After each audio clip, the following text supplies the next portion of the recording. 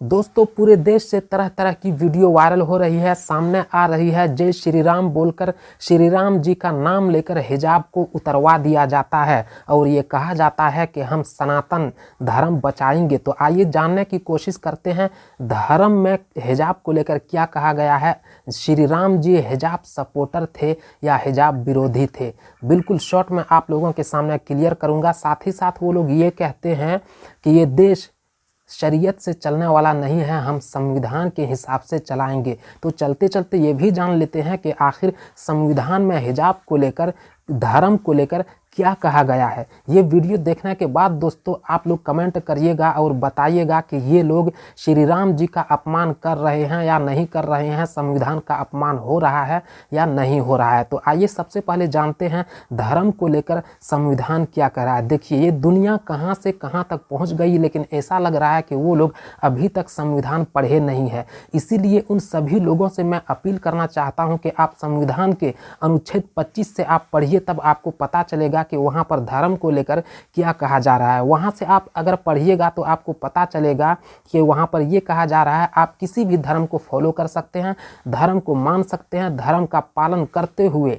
Follow करते हुए आप चल सकते हैं। मतलब साफ तौर पर अनुच्छेद 25 से ये इजाज़त दे दी जाती है कि आप धर्म के हिसाब से चल सकते हैं।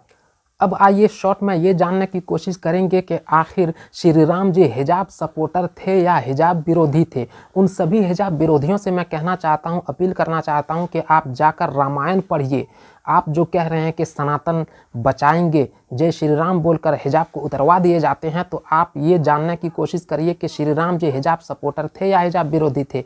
तो ये जानने के लिए आपको रामायण पढ़ना पड़ेगा। आप जब रामायण पढ़िएगा तब आपको पता चलेगा, जब सीता जी को जब रावण लेकर भाग गया था, तब सीता जी चलते चलते सामान गिराती गई थी। चप्पल हो, दुपट्टा हो या नथुनी हो, गिराती गई थी ताकि आने वाले को पता चल जाएगा कि हाँ रावण इस रास्ते से लेकर भागा है। तब जब हनुमान और लक्ष्मण जी जब निकले तलाश करने, तब सामान एक एक सामान मिलते गए।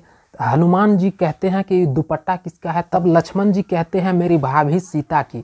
तो इसी तरह सभी सामान पहचान गए। जब नथुनी की बारी आई, हनुमान जी कहते हैं कि ये नथुनी किसकी है, तब लक्ष्मण जी इनकार कर देते हैं, कहते हैं पता नहीं, शायद मेरी भाभी की है।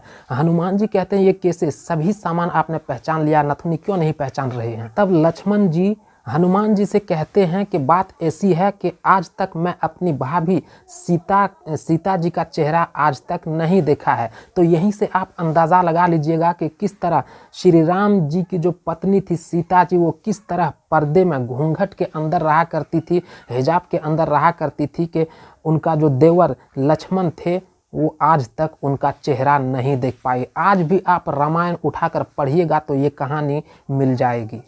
अब यहीं से आप अंदाज़ा लगा लीजिएगा कि श्री राम जी हिजाब विरोधी थे या हिजाब सपोर्टर थे। अब उन हिजाब विरोधियों, पर्दा विरोधियों से मैं कहना चाहता हूं कि श्री राम जी का अपमान आपने किया या नहीं किया, संविधान का अपमान आपने किया या नहीं किया।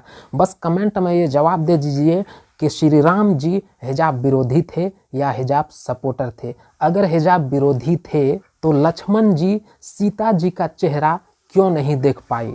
जाइए कमेंट में जवाब दीजिए। जो लोग नए आए हैं चैनल पर, चैनल को सब्सक्राइब भी करिए।